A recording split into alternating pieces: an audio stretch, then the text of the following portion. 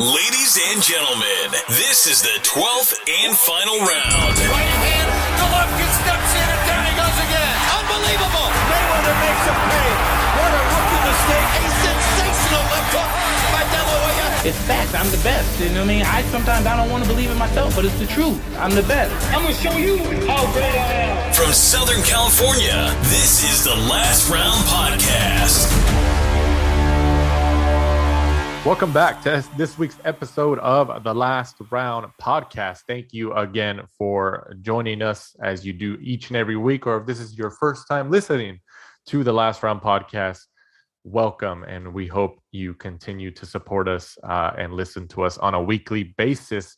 Jumping right back into it, fight reviews. Last Thursday, a rare Thursday card from Fantasy Springs in Indio, California, April 21st. On DAZN, a Golden Boy Promotions card. Mercito Gesta gets the 10-round unanimous decision win over Joel Diaz Jr. Mike, I'll let you lead the way on this one since you were there for the last round, covering in person. You got to talk to a couple of different people ringside, especially who were on the cards and the undercards. You also talked to Joet Gonzalez, his brother Joust, who got the win as well, which we'll talk about in a second. But going off of the main event here, Gesta getting the win over Diaz Jr., what was your take on it being right there ringside? I thought it was a good fight, back and forth. The crowd seemed to really enjoy it. And then, the guys that watched it on DAZN over in the US, when I was looking on our Twitter, they really enjoyed it as well. I thought the whole card was actually matched pretty well. Even, some of the guys at the lower end of the card, the guys who were coming up, the prospects, some of those fights were, pretty well matched. The home fighters got the wins, but guys were in there and gave them some rounds. A good win for Mercito Gesta, who he'd been gone for so long, you kind of forgot about him. I think his last fight was actually Linares, and was it 3 or 4 years ago? I don't think that was his last fight, was it? No way. I think so. He was gone for a long time. He had a few injuries and then COVID and stuff. Was that really his last fight? The Linares? No, it wasn't. That was at the Forum. Was that really his last fight? Yeah, because after the fight, Beto Duran. Wait a minute. All right, you talk right now. I'm gonna look this up while you're talking. Yeah, Beto Duran was talking to him afterwards, and I think he said it was either his last fight or his last victory was 2018 or something like that. It was a really long time, but a good fight. I thought Joel Diaz Jr. looked pretty good. Mercito Gesta looked well. Both of them gave it. They're all going back and forth, and then. I think we've spoke before. I could see Mercito Gesta maybe getting a Ryan Garcia fight later down the line, just because he's a smaller lightweight. So, ideal for someone like Ryan to be in with. And obviously Mercito's got a decentish resume being in there with, someone like Linares, a few years back. His last fight was against Carlos Morales in November of 2019. So it's been a couple years, actually. Linares was in January of 2018. So that's what I knew when you said Linares. I was like, no, Linares was a long time ago. I know he's been out of the ring for a long time, but even then, though, obviously we had the pandemic and you said he has some injuries, but honestly, I didn't think he was out of the ring this long. Going on just under 3 years, 2019, 2020, 2021, 2022. That's wild. Oh my gosh. That's wild for somebody like Gesta who, fought couple times a year. That's very, very surprising. Oh man, what kind of injury did he have? I think it was a hand injury or something like that they spoke on. He had, obviously then he had COVID off and stuff like that, but that's a long time to be off, and Mercito Gesta, I would guess he's not earning life-changing money, I wouldn't imagine, so that he could take, those huge breaks. So I'm sure he was probably wanting to get back in, and he kind of knocked the ring rust off early on. I thought he got caught a couple of times early by Diaz, and then he kind of warmed up and warmed into it. But he looked good though, being there in person, because I saw obviously the broadcast of it. But as we know, being at so many fights as we have been, watching a fight in person, you can kind of see a little bit better in terms of evaluating the performance than you can on TV. There's a different dynamic. What do you think about the in-person performance? I thought he got hit a little bit too much. when he was facing somebody of the caliber of, Joe Diaz Jr. But And Joel Diaz Jr. it was still a good performance.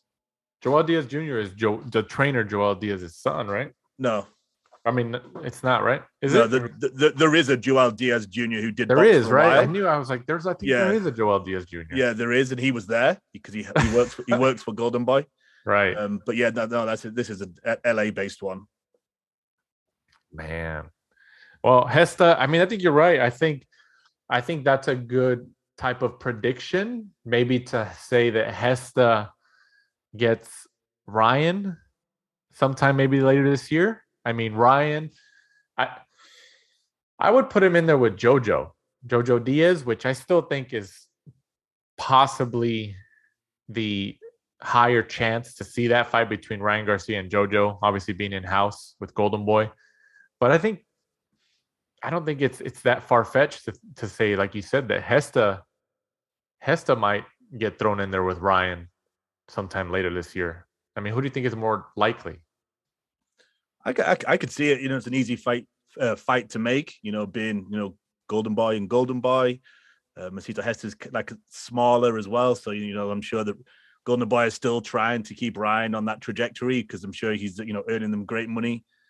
Just with all the digital social media side of it, the amount of numbers. I think that fight, his last fight, was at like 6-7 million views on DAZN's YouTube page. Do you think? I don't know why you didn't talk about this before, but do you think you mentioned how Ryan, at least from the digital footprint that he has, he brings in a lot of views, a lot of listens and all that stuff on online.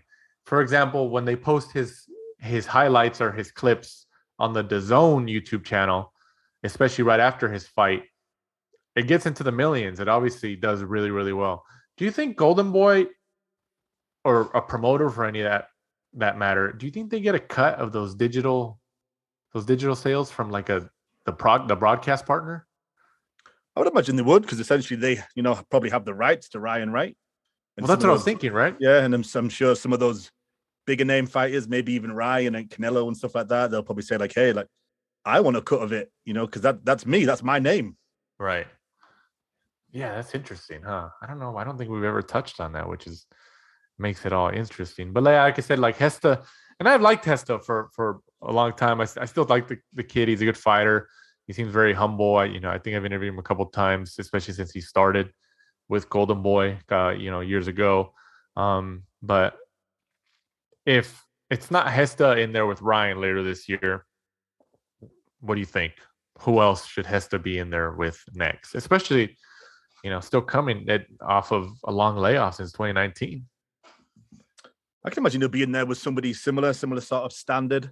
I'm trying to think of somebody that's in the Golden Boy stable that they could throw him in there with.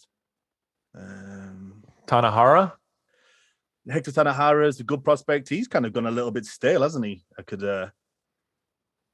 thought he'd have taken off a little bit more, being in with the Robert Garcia, but I think that would be a good name, actually, a good matchup for both of them. It'd be a nice matchup for Hector Tanahara to face somebody like Gesta, who is a name, especially in the Southern California. Yeah, I could see it. But I mean, how old is Gesta now? Maybe like in his mid 30s, 33, 34, maybe 33? Or am I thinking? Is he younger than that? No, I would have said so. I think Gesta's around there. 34. It's 34. I found it. He's 34. So yeah, I was right around the general age bracket. I mean, who? Yeah, I think you're right. I think maybe Ryan. I would love to see a JoJo fight. I would love to see a JoJo fight with Ryan. I mean, if Golden Boy's going to still keep an in-house fight for Ryan, throw him in there with JoJo. But I mean, if Gesta can pull out a performance that he had, like maybe against like Linares when he fought Linares in 2018, give me the fight. I'm all about it. So there's still a chance that could be competitive. But like you said, Gesta is on the smaller, lightweight side. And William Zepeda. There's no way they would put in Ryan. You mean Ryan William Zepeda? No way. Gesta. You know what? Maybe. I could see that. Zepeda's waiting for his coming out party, man. Like he's like, I feel like it's going slower than usual, but like Zepeda's like waiting for that breakout performance. You know what I mean? But Oscar Duarte, I'm not too sure whether he's still with Golden Boy, but he was. that's true, huh? I don't know. That's a good question. I haven't really heard anything about him. I feel like he just fought recently, maybe in Mexico, or I feel like he just fought recently within the last couple months.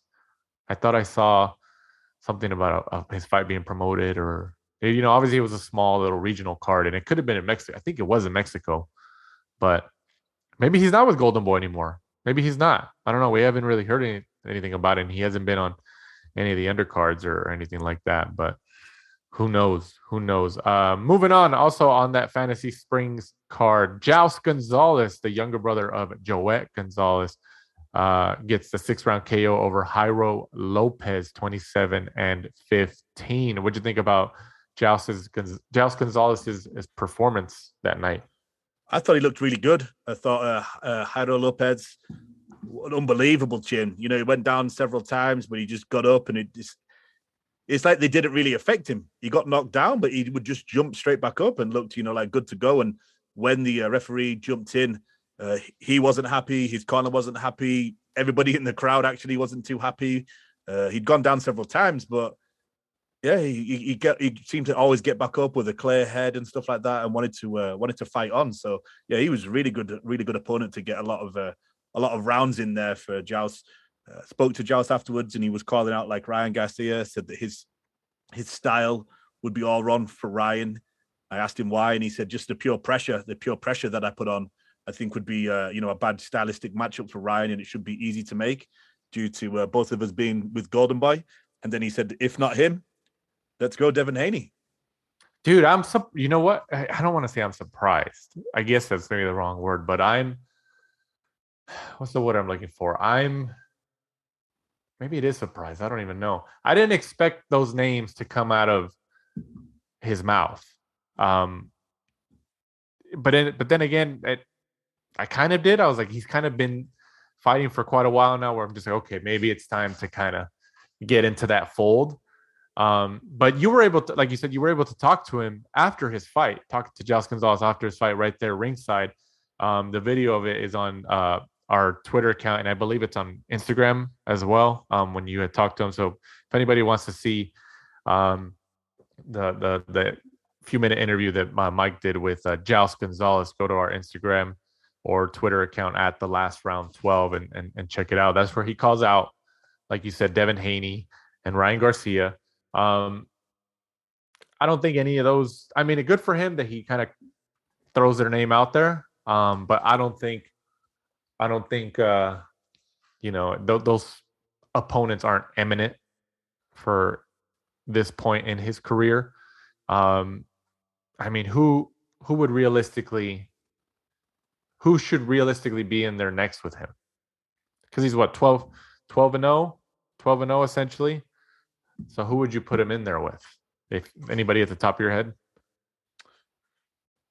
It's hard, isn't it? Because he's good to watch, and then I think a lot of people now are seeing he's heavy-handed. So it's like, does anybody really want to get in there and fight him? He's I kind of agree with him. I think he would be all wrong for Ryan Garcia, but I don't think would see that either. I think that Golden Boy are going to wrap him up in cotton wool for a period of time. I'm trying to think who would be good for him. Linares, maybe, if he's still got that affiliation with Golden Boy. Gamboa, since everybody's just having a little go of Gamboa and knocking him out. That's ridiculous. That would also be a good one, I think. Oscar Duarte, who we touched on before. Gamboa, really? You want to throw Gamboa into the mix again? Oh, well, I don't. I want him to retire, but he doesn't seem to want to retire. So I don't know who else would you really want to put him in with. I don't know. Those sorts of people I think would be good. A good name for him, because he had a good fan base. Obviously, he's got Joet, his brother. Then obviously his younger brother also fights amateur still, and his younger sister fights amateur still. So there's a bit of a there's a family there, big connection. So it'd be interesting to see who Golden Boy do select. Are they going to give him somebody else, like kind of easy, like a good stylistic matchup, so you could get a lot of knockouts and build traction that way, or are they going to say it's time? Golden Boy do match their people quite hard, don't they? I think when they realize, okay, this guy's got some talent, let's throw him in there and see if he can see if he can sink or swim. Right. And then you also talked to, like you said, his older brother Joet Gonzalez, who's challenged for a world title a few times, and he's still on the cusp. He's right there. What was the what kind of questions did you ask Joet Gonzalez right there at Fantasy Springs Casino? What kind of information did he give you? Joet, sorry? Yeah, Joet. Yeah, Joet. I asked him about what he thought of his brother's performance. He said he thought it was good. I saw that Joet was kind of stood in the corner, and he was kind of telling him to go move his head from side to side a little bit more and give him a different angle to look at. And then I touched on, obviously this weekend we have the big fight. One of his old foes, Shakur-Stevenson's in there with Valdez, and I tried to push him for a pick, but he wouldn't really give me one. And even afterwards, when I'd stopped recording, I was like, come on, give me a pick. And he sort of said, honestly, it's a 50-50. He's like, it just depends. He says that Shakur is very good at choosing who to box and who to actually stand and trade with. So yeah, even when the camera was off, he was sitting on the fence saying it really is a 50-50. I can't pick it. So I asked him what was next for him. He said it's a few months off, and then hopefully he'll be back out again. But he's looking for some of those bigger names. He's looking to hopefully get another chance at the WBO strap. I mean, hopefully being with Top Rank. I wish I don't think he would have answered it, but I mean, do you think, and I feel like we touched on this before, especially when he left Golden Boy and he signed with Top Rank, do you think he left Golden Boy amicably, or do you think it was maybe they didn't renew his contract, or do you think it was more like Golden Boy saying, hey, you know what? Top Rank has all the big talent in this division. We're going to talk to them to see if they're cool to sign you, to give you the bigger opportunities that is a little bit more difficult for us to produce for you in that weight class. I mean, what do you think? Just kind of speculating here. How do you think that happened? I would agree. I think that when we spoke to Roberto Diaz, he spoke highly of them, didn't he? That time, I think you threw him the question about the Gonzaleses, and he said that they were trying to get them a new contract. I think at the time, I think sometimes when you're in a stable that don't unfortunately have all of the belts, even if you love them, you love the stable, you love the people that are around you, they treat you really well. Sometimes for the better of your career, you have to move. Right. So that's like in any job, right? Sometimes you have to move to get that bigger money and to further your career. Right. Yeah. But that's good though. That's good that you got some words with them. And then also on the card, Manuel Flores, 12-0, gets the third round KO over Victor Ruiz. Ruiz was down 3 times in round 3, and then the fight was waved off. What do you think about that matchup? I thought he looked good. I thought he looked very good. A lot of fans, local guy. You had a lot of the local, I think it was the Desert Sun or something like that, was there, the local paper, to see him. As soon as he got out the ring, he was on camera and doing all sorts of media. So he has a big following. I got to speak with him. I think he rated himself. I think it was like a 6 out of 10. He gave himself in the gym with Joel Diaz. Said he spent a lot of time in camp with Akhmedov, or MJ, as we know him. He said he does a lot of sparring with him, learns a lot from him. And he said it's just good just being around those Kazakhs. He says, they're just a different breed, the amount of effort they put in, they're just 100%. There's no frills or anything with them. There's no showcase with them. It's all about, just putting in the hard work. He spoke really well. I thought he picked his shots really well as well. For somebody that was, fighting somebody that you could see early on, he was probably going to get him out of there. He was still very calm. He didn't rush it. I thought he looked. You were able to talk to him, Flores, after his fight too, right? Yeah, I spoke with him. That's when I was just saying about he's MJ. Right. I spoke about his anybody that wants to follow him on Instagram. His name's like Gucci Manny. So I asked him about that. Oh yeah, that's right. Why did he call himself that? He just sort of said it was just a nickname. There wasn't really too much behind it. And he said he wanted to be out, several times this year. So hopefully we can see him out again. And I would imagine Fantasy Springs, with the amount of tickets and fans he brought in on a Thursday afternoon. You were also able to talk to the legendary Jerry Cooney, who was there, and then I think those videos are also up on our social media handles as well. Tell the listeners about that conversation you had with Jerry Cooney. I spoke with Jerry Cooney. I spoke with Alexis Rocha and Ronnie as well. I didn't interview those because it was just a kind of a brief chat afterwards. Jerry, I spoke with him about the fight that just happened, Tyson Fury, Dillian Whyte. He gave us his pick on that. He spoke about the rumors that Dillian Whyte had supposedly dropped Tyson in many years ago in sparring, but then he kind of picked Tyson to win afterwards, and then I just threw in the fantasy matchup between Mike Tyson and Tyson Fury just for good measure. Everybody likes a fantasy fight, but he didn't really give us a pick on that one. He just sort of talked about the different styles, and I didn't want to push him for a pick. It's just a fantasy fight. But yeah, he seemed really good. He comes to Fantasy Springs every now and again as a special guest. Speaks really well. Still doing a lot of the. Still does the what is it? The ESP. What does he do? The Sirius. Just the Sirius boxing. Yeah, show, Sirius right? Boxing, Sirius XM boxing channel or something like that, right? Yeah, he does that. So yeah, he seemed in good spirits. But I think the next Golden Boy event there is May 12th at Fantasy Springs Casino in Indio, California, which is also a Thursday, I believe. So they're good cards, man. That's especially when it's when they put a significant fight there, and it's especially like a weekend card.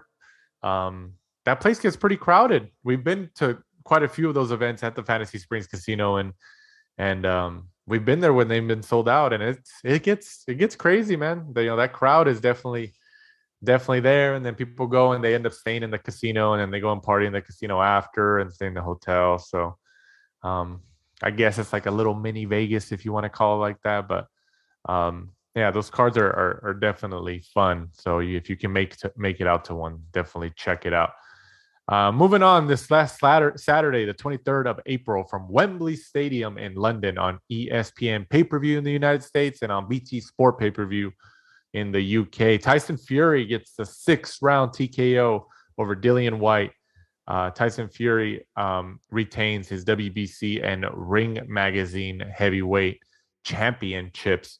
I guess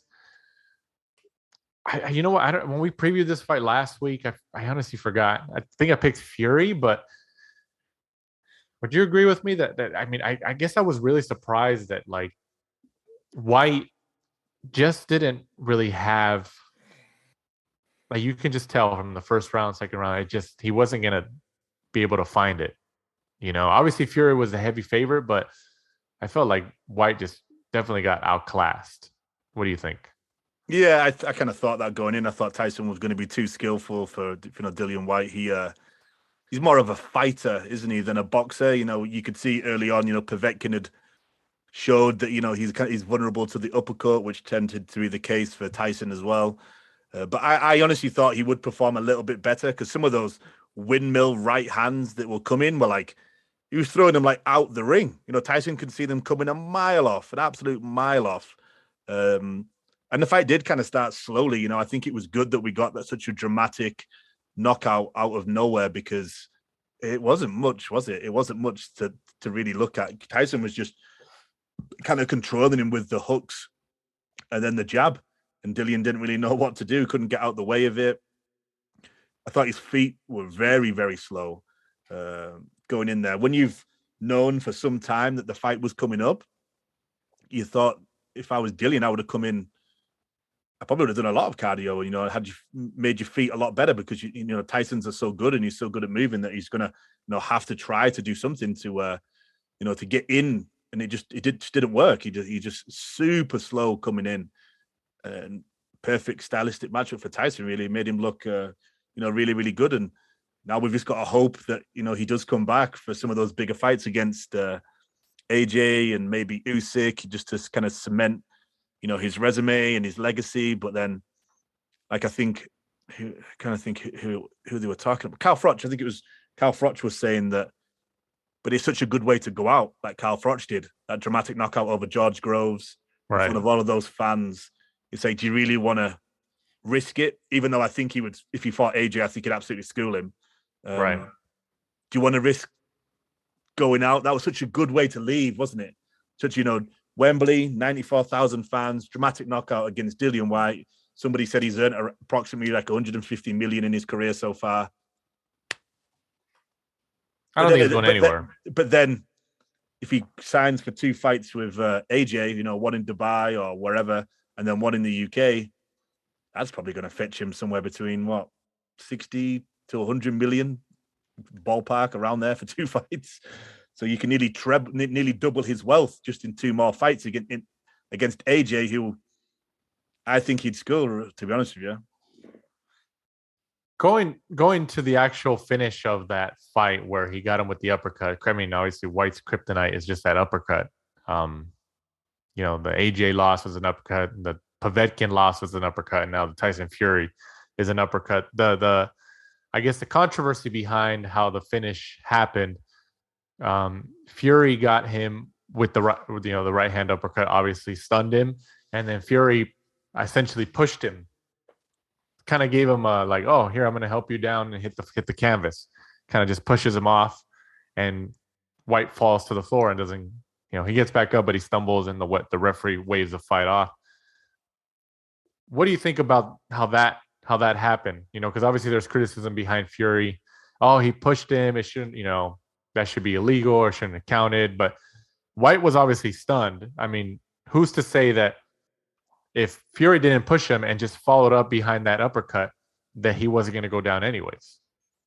Yeah, I personally think that he did that because, he'd stunned him, and he looked like White was either going to kind of be out on his feet, or he was going to, maybe lean in and try to hug him, try to, just grab him so he didn't go to the floor. So like maybe, White could let's just lean on Tyson and, not get knocked down. I think that's why Tyson kind of just pushed him, and he fell to the floor. And I know Dillian's kind of using that as an excuse, saying that his head hit the canvas and stuff like that. But we see it. You see it in other fights. It's just the fact that it was on such a big stage that people kind of spoke about it. It was funny because you could see it in the replays, but when they did the replays on the TV, no one said anything about it. Right. To be honest with you. So I don't see anything wrong with it. I don't see it's not going to affect. I don't think what happened. I'm sure Dillian's just kind of clutching at straws to, find something to make it worthwhile for him to face him again, because it was quite a dramatic loss. And I know that he was saying oh yeah, that affected it. I banged my head on the way down. I want a rematch. No one really wants to see that at the minute. I think, we want to see him face either the winner of Usyk and Joshua, or personally, I would rather just see him face Joshua, win, lose, or draw against Usyk, because it's absolutely a massive fight for the UK. I know it would still be a massive fight. I think you're right. Yeah. It's huge, just because it's, they'll do the usual Battle of Britain or whatever. And how often is it you get 2, legitimate heavyweights in the UK that get to fight each other? Whether it's for just Fury, strap, the WBC and the Ring magazine, or whether, Joshua manages to shock Usyk and, it's for the undisputed. You never know. I'm sure the world and even the broadcast partners are hoping and praying that AJ beats Usyk to get his titles back. Because then, like you said, I think there's still a big interest in a Fury AJ fight, even if AJ loses again.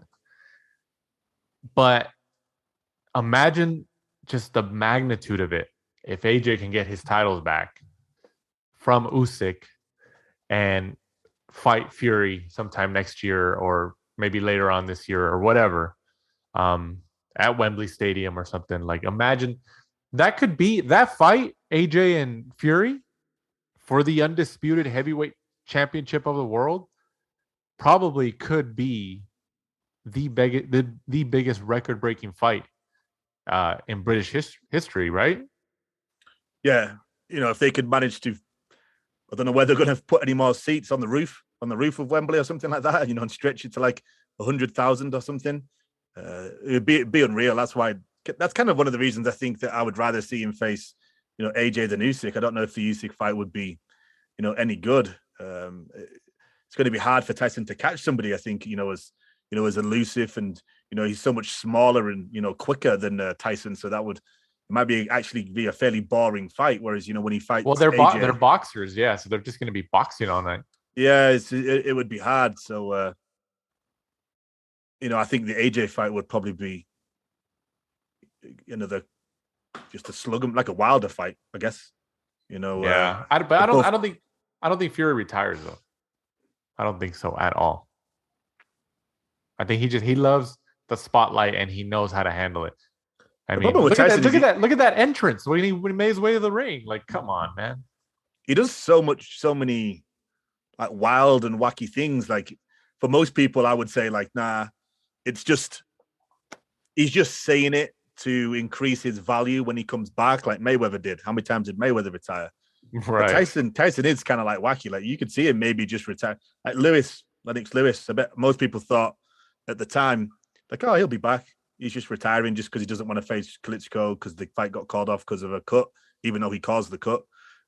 Most people are like, oh, he'll be back. He'll get offered like X amount of money, and I think Lennox has said he's been offered like 100 million, didn't he, for like one fight to come back to fight Klitschko, and he's like, no, I achieved what I wanted to achieve. I'm happy, and that's crazy. Why should I come back? So, but even though I've said that, I do think Tyson will probably come back and fight. Yeah, Fury's different. Fury's definitely different. It's just like as long as it's quick, like maybe like after the Joshua fight, the Joshua Usyk, something like that, or next summer. So he's had like a year out the ring. Yeah. And then also, like everybody kind of touches on is like, does he need it because of his mental health? Does he need to keep in the gym, keep himself fit, keep, working towards a goal? Because Tyson said so many things, hasn't he? Like he was going to retire early. And then he said like, I'm going to be fighting when I'm 40. I'm going to be one of those guys that's a gatekeeper helping the other heavyweights come through because I just love boxing. So depending on what day you catch him, you get a completely different answer from Tyson. Yeah. Like what he said, like we talked about last time, him masturbating 7 to 10 times or something like that in one day or something, and people wrote stories about that. They wrote stories with that headline. So yeah, you talk about PR, I think he knows exactly what he was doing, but yeah, we'll see. The heavyweight division obviously is still heavily intriguing, and now we look to AJ versus Usyk and see where that lands and who comes out the victor in that rematch. Also on the card, Nick Ball, 15-0, gets the 6-round TKO over Isaac Lowe. This was for the vacant WBC silver featherweight title. Isaac Lowe is obviously he's been on the show before here on the last round. He's a part of Tyson Fury's team.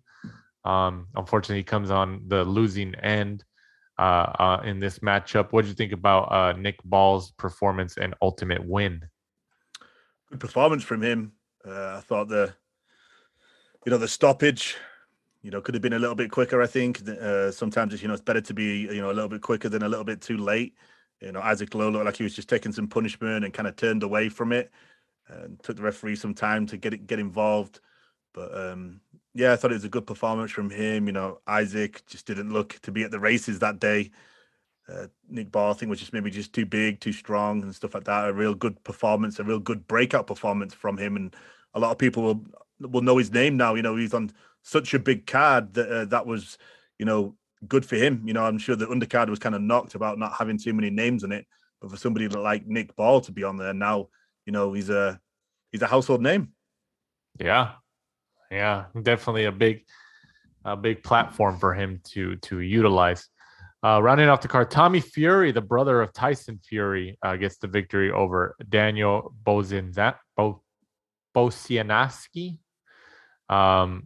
who was down in round 5. Tommy Fury obviously has been trying to fight. Is it Logan Paul or is it Jake Paul? Jake Paul. There was rumors for him. Well, they were arranged to fight, right? And then Fury got injured or something. Fury got injured or pulled out because maybe I know that his brother and his dad and stuff like that were talking about if he lost to Jake Paul, he'd have to change his last name. He's no longer a Fury, so there was a lot of pressure on him going into that fight. And after this performance, he didn't look too great again. And I saw an interview with Jake Paul today saying like he kind of the more that he fights and stuff like that, he's kind of like screwing himself because his performances aren't that great. And Jake's just wondering, like, is it worth me even fighting him? I think Jake's, obviously saying that he's a lot better than he is. So still be a big fight, though. Tommy's got a huge following from his reality TV time in the UK. So we may see it, we may not. Yeah, he had his chance at a big payday, a big platform against Jake Paul, and unfortunately, he had like a injury, allegedly. But we will see. Moving on, fight previews this upcoming Saturday, the 30th of April, from the MGM Grand Garden Arena in Las Vegas, Nevada, on ESPN Plus. Oscar Valdez, 30-0, goes up against Shakur Stevenson, 17-0. This is a unification matchup at 130 pounds for the WBC and WBO super featherweight world titles. This could arguably be the fight of the year. I mean, who else is better than these two at 130 pounds currently? Who else? It's the cream of the crop.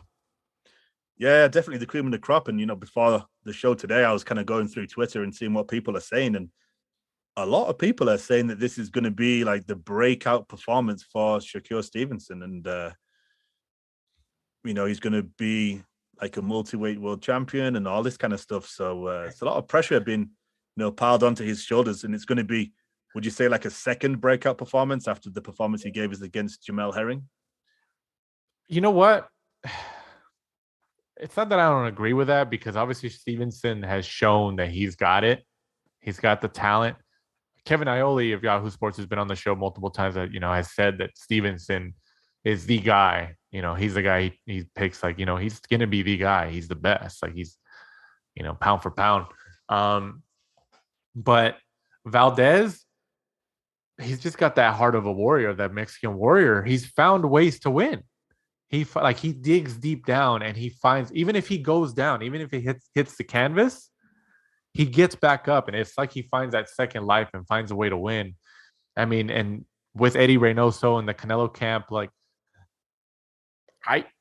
we talked about Joet Gonzalez earlier, how he said he couldn't give you a prediction. He said it's a 50-50 fight. I think it's a 50-50 fight. I really do. I think it's a 50-50 fight. Valdez just has that Mexican war. I mean, in terms of boxing ability, I think Shakur has the edge, but Valdez just has the heart. But it's a good fight. It's a good fight. And Oscar Valdez is no Jamel Herring. Jamel Herring is good. He was obviously a world champion. He's got talent. But Valdez, I don't think anybody would argue. I don't think you would argue. Valdez is better than Jamel Herring. So he'll give more of a competitive environment to Shakur Stevenson. But I don't know, man. I really don't. This is a tough one. This is a tough one. I know a lot of people probably going with Stevenson, and it's not that I'm against that pick. I can't count Valdez out because he has that warrior mentality, and he finds. I mean, look at when he fought. What was his last fight against Burchell? I think we picked Burchell in that fight. I think we both picked Burchell, and it was a good fight. And then Valdez just catches him with that overhand right and knocks him out cold. Just knocks him out cold. I'm telling you, man. Like I think it's a 50-50 fight. I can't pick anybody right now. I really think it's a pick 'em fight. But you're saying you're going with Stevenson, right? Yeah. Honestly, I think it's a 50-50, but I just think Shakur's maybe so skillful, can do so much. And I could be wrong again. I picked against Valdez last time when he faced Burchell. And he showed us, some different avenues that he can go down. He was a good amateur fighter. So he's not just got that one style that we kind of became accustomed to. But yeah, I agree. I think Does Valdez or even Stevenson, but I think Valdez is, especially in his last year, because he fought Burchell before this. Who did he fight before Burchell? Valdez? Was it Lopez? Was it? I mean, like, if he beats Stevenson, let's just say he comes off of back-to-back wins of beating Burchell, knocking out Burchell, and beats Stevenson, whether he beats him by decision or knockout. I mean, maybe some people might get mad at me for this, but does Valdez deserve any crack into the top 10 or upper echelon of the fantasy pound for pound list that people have? He fought Robson Conceição, Berchelt, Jason Velez, and then Adam Lopez. Those are his last 4. Does he deserve any if he beats Stevenson, whether it's by knockout or decision? Like I said, does Valdez deserve consideration into the upper echelon of the pound for pound talk? I would say so, right? Because I know Kevin Ioli and some other people have had Shakur like in and out of their top 10. So Right. yeah, I guess he'd have to be there, whether he's 10, whether he's 9.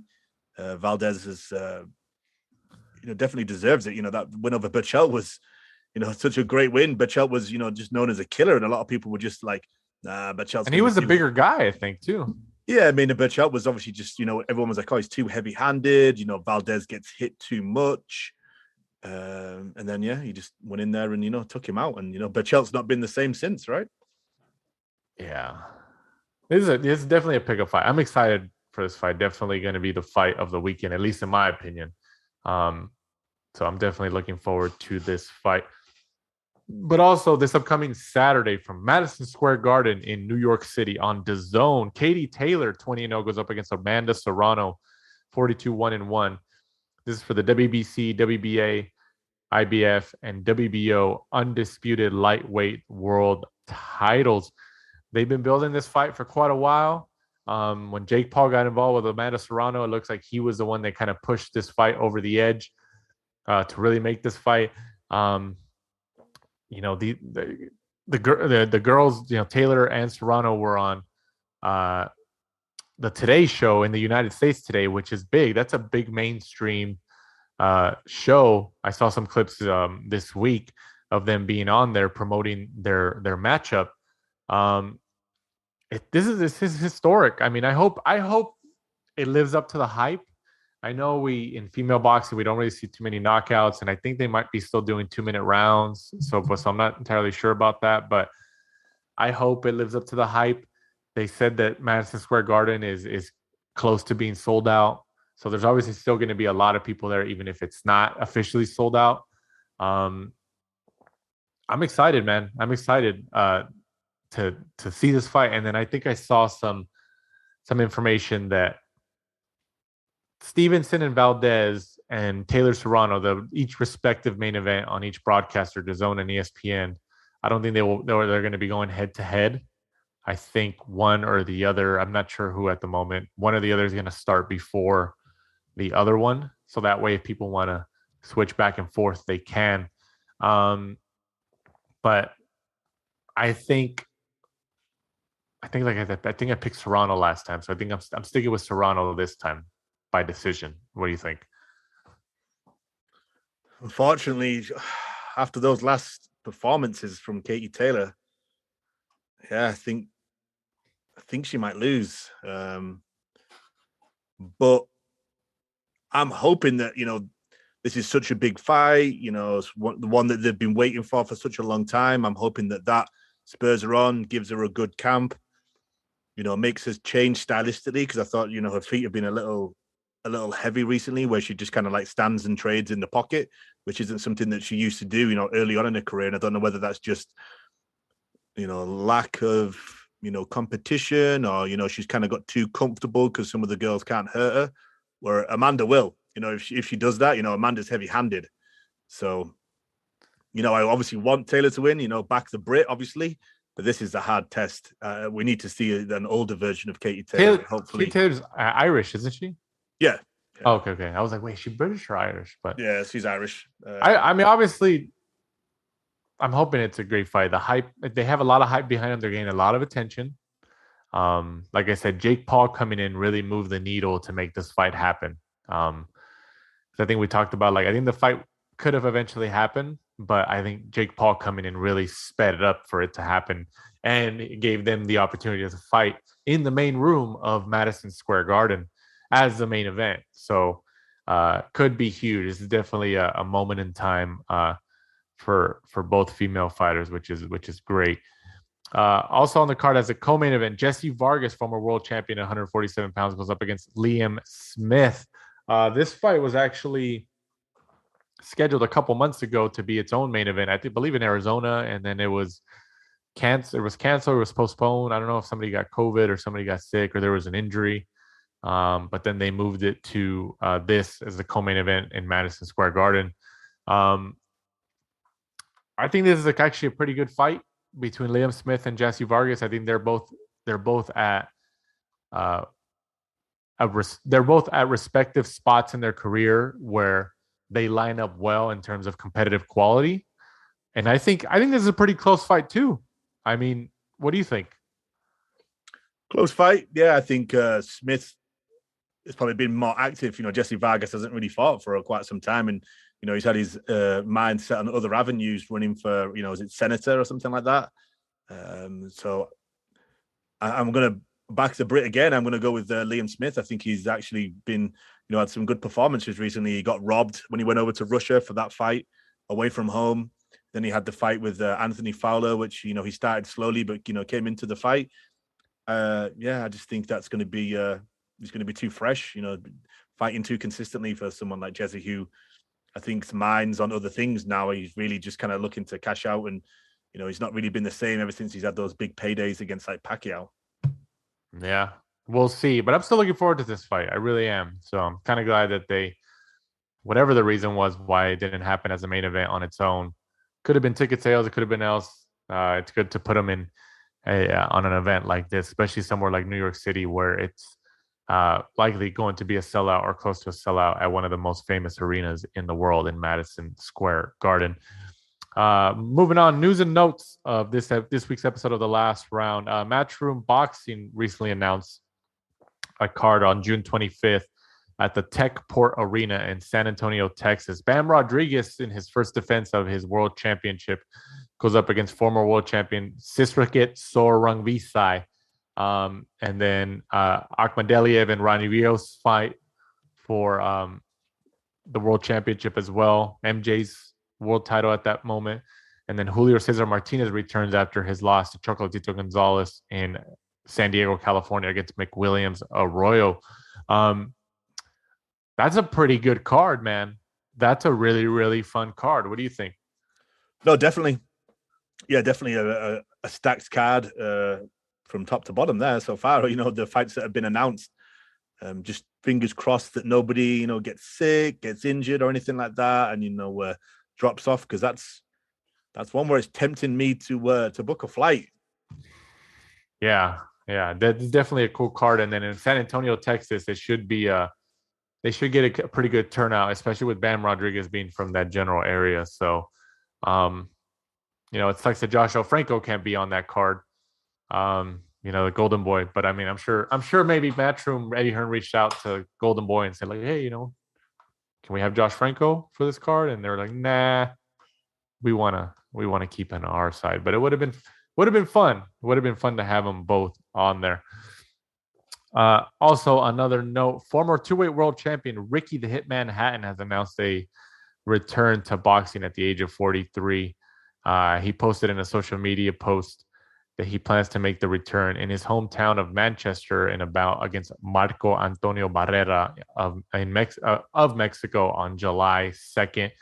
I'm assuming this is another exhibition like we've had the last couple of years. So it's not really going to be, like a bloodbath or like a full-fledged fight. It'll be like a little exhibition just to kind of, get back in there and see what could happen. I mean, it is what it is.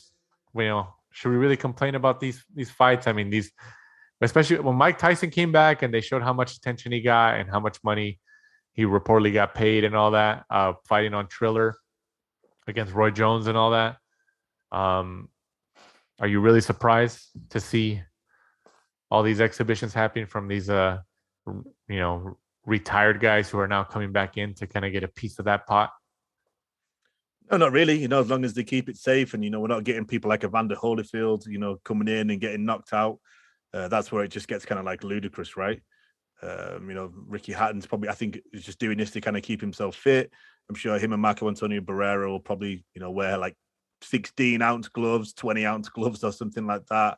and it'll essentially just be a sparring session for the fans. Yeah, but we'll see. Ricky Hatton when he was in his prime, especially when he fought Mayweather and Pacquiao and all those fights before. They were fun, man. They were fun, especially with the crowd that followed him, with the musical chants behind him. It was definitely fun to be at a Ricky Hatton fight, especially when he fought in Las Vegas. It was definitely a fun atmosphere. So we'll see. Let's see if they show up again on July 2nd against Marco Antonio Barrera. That would definitely be a hit in the nostalgia factor right there. And then also promoter Frank Warren announced recently, last week during the fight week for Fury-Whyte, that negotiations were in the final stages for a fight this summer between Joe Joyce and Joseph Parker, who might face each other this upcoming July. I think that's a good fight. I think that's a fun fight. If I had to pick right now, I think I would probably pick Joe Joyce to win that. But obviously it's not. Frank Warren says it's in the final stages of negotiation. Do you think it crosses that finish line? I think so. The only thing that may stop it, I believe, is if Tyson does retire and tells the WBC, like, hey, I'm done. I think the top two are Wilder and Joe Joyce, if I remember correctly from what they showed the other day. So that could put a stop to that. But is Tyson going to actually retire? But that's a good matchup, though. Joe Joyce, Joseph Parker. And I agree. I think Joe Joyce will just be too big, too strong for somebody like Joseph Parker, unfortunately. Yeah, but we'll see. That's a fun fight, regardless. Regardless of what Fury does or doesn't do.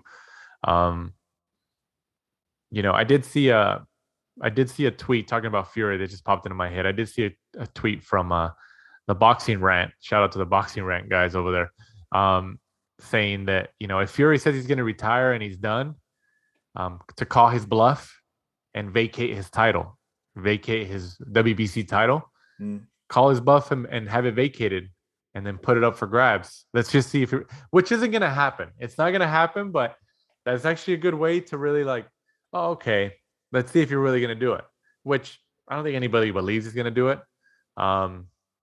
He's going to wait to see how AJ Usyk pans out. If AJ wins, he's definitely coming back. But even if AJ loses, there's no way he's going to pass up having a undisputed fight with Alexander Usyk. But I think that was a good shout between from the Boxing Rant guys, saying call his bluff, vacate his title, and say, okay, well, you're going to retire, then we're going to vacate your title, and then we're going to have the next two fight for it. But it's not going to happen. The WBC isn't gonna do that, because Fury's he's a master of PR and mind games. So but it'd be funny though. It'd be funny and be like, oh, let's really test it. And if he lets it vacate, like, holy crap, that'd be something wild. Definitely.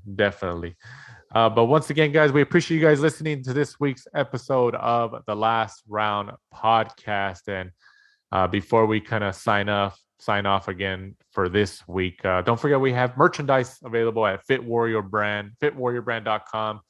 We have some sweaters, some t-shirts. Go check them out. They're on our links on our linktree.com /the last round. You can find the link on our Instagram, on our Twitter pages and all that. Check it out and support us and help us out by buying some merchandise. We definitely appreciate it. We've had a couple since we started a partnership with them, so it's been great. Shout out to all the people who've bought merchandise from Fit Warrior Brand to support us. We definitely appreciate it. But as we sign off for this week's episode of The Last Round, Mike, go ahead and let our listeners and followers know where they can find us and follow us. We are at The Last Round 12 on Instagram and Twitter. And be sure to join us next week. It will be Canelo Fight Week. And Mike is going to be in Las Vegas this upcoming weekend for the Shakur-Stevenson and Oscar Valdez fight. I don't think we mentioned that. So if anybody listening is going to be at that fight or around that area, if you see Mike, give him a shout out. tell him you want to be interviewed as a bonus episode for the last round. You'll also be at the Roy Jones Jr. There's a Roy Jones Jr. local card on Friday night in Las Vegas. This upcoming Friday that you are planning to be at as well. So should be a good 2 nights of back-to-back boxing for the last round, right? Yeah, the Friday card by Roy Jones Jr. is Sons of Legends. So you've got Tommy Morrison's son and I think Gerald McLennan's son and stuff like that on there. Then obviously Saturday's the big one, Valdez and Stevenson. So that'll be one of the fights of the year, I hope. Yeah, I'm hoping, man. I'm hoping. Oof.